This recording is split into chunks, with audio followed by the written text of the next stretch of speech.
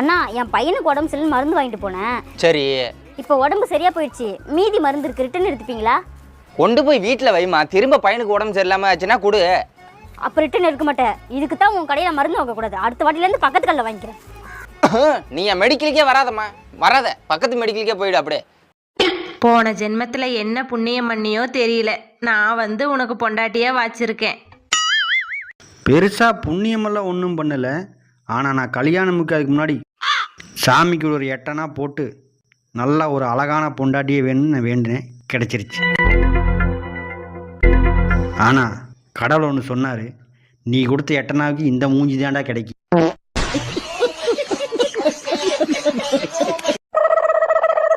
ஏங்க என் தங்கச்சி வீட்டில் போய் 4 தக்காளி வாங்கிட்டு வாங்க. ஏய், நேற்று வாங்கின வெங்காயம் கொடுக்கல, முந்தாந்து வாங்கின உருளைக்கிழங்கு கொடுக்கல.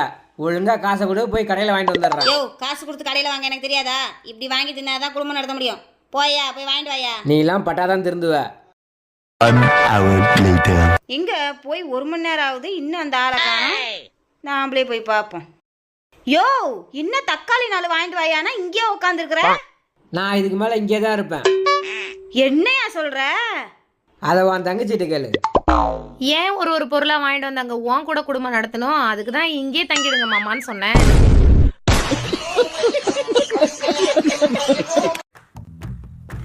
ஆண்டி ஆண்டி, இந்த அட்ரஸ் மட்டும் கொஞ்சம் எங்க இருக்குன்னு சொல்லுங்களேன் ஆண்டி.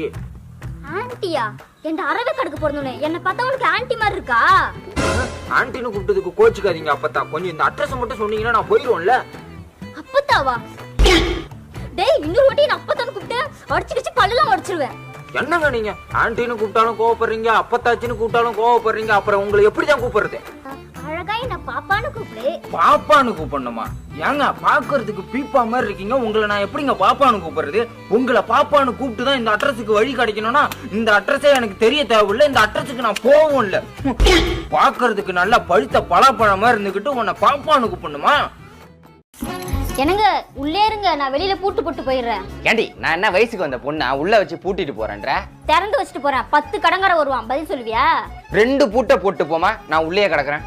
பொழைக்க தெரிஞ்சுக்குள்ள கடங்காரனுக்கு எவன் பதில் சொல்றது? என்னங்க மாவு கொஞ்சம் அதிகமா பிணைஞ்சிட்டேன், என்ன பண்றது? நம்ம 2 பேர் தான் இருக்கோம், ஆளுக்கு 2 சப்பாத்தி தான் திங்க போறோம். அதுக்கு தகுந்த மாதிரி மாவை போட்டு பிணையாம இவ்வளோ மாவு போட்டு பிணைஞ்சு எதுக்குமா தொல்லை கொடுக்குற? என்னங்க எனக்கு ஒரு ஐடியா. ரோட்ல நிறைய பிச்சைக்காரங்க இருப்பாங்கல்ல, அவங்க ரொம்ப பசியோட இருப்பாங்க. நான் சப்பாத்தி சுட்டு தரேன், நீங்க எடுத்து போய் அவங்கள்ட்ட கொடுத்துட்டு வரீங்களா? எதுக்கு? நீ சுட்டு கொடுக்குற சப்பாத்தி எடுத்துட்டு போய் பிச்சைக்காரன்ட்ட கொடுத்து அவன் தின்னு பார்த்து என் மூஞ்சில தூன்னு துப்பணும். அதானே உன் பிளானே? எனக்கு தெரியுமிடி. போ. இந்த வீடியோ பிடிச்சிருந்தனா லைக் பண்ண மறந்துடாதீங்க. அண்ணா, என் பொண்ணு பிறந்த நாளுக்கு ஒரு 40 ஆடு தேவைப்படுது, உங்கள்கிட்ட வாங்கிக்கலாமா? 40 ஆடா? ஆகா, ஆட்டுக்கு 1000 ரூபா லாபம் வச்சாலும் 40 ஆட்டுக்கு 40,000 லாபம் வருதே. வாங்கிக்கலாமா? 40 ஆடு தானே, நம்மள்ட்ட எடுத்துக்கலாம். உங்களுக்கு ஆடு என்னைக்கு தேவைப்படுது? ஆடு அடுத்த மாதம் தான் தேவைப்படுது. 1/2 கிலோ கறி தான் இப்போ தேவைப்படுது. சாம்பிள் கொடுத்தீங்கன்னா? ஒருத்தவனை நம்ம ஏமாத்தணும்னா என்ன பண்ணணும்? அவன் ஆசையை தூண்டணும். பாய், அந்த ஆடு வெட்டுற கத்தியை கொடுங்க. பாய், கத்தி கொடுக்காதீங்க. என்னங்க இந்த குடும்பத்துக்காக நீங்க ரொம்ப கஷ்டப்படுறீங்கன்னு எனக்கு தெரியுது. இப்பயாவது நான் படுற கஷ்டத்தை கொஞ்சமாச்சும் புரிஞ்சுக்கிட்டியே. உங்களுக்கு சப்போர்ட் பண்றதுக்காக நானும் வேலைக்கு போலான்னு முடிவு எடுத்தேன். தாராளமா போமா, உன்னை போவேனான்னு நான் இங்க யாரும் தடுக்கவே இல்லை. நீ வேலைக்கு போனா எனக்கு தான் பெனிஃபிட்டு. என்ன வேலைக்கு போற?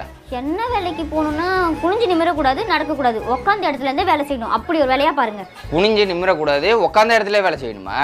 அப்பனா ஒரு தட்டை எடுத்துட்டு போய் பெருமாள் கோயிலில் உட்காந்துருமா, உட்காந்த இடத்துல வேலை செய்யலாம். ஏண்டா என்ன பார்த்தா உனக்கு பிச்சைக்காரி மாதிரி தெரியுதா? உனக்கு போய் சப்போர்ட் பண்ணலாம்னு நினைச்ச பாரு, என்ன சொல்லணும்? அப்புறம் ஏன் வேலைக்கு போறேன்னு வந்து சொல்ற? டக்குன்னு இவளா திருந்துருது? இவளாம் திருந்த மாட்டா. வாய்ப்பு இல்லை.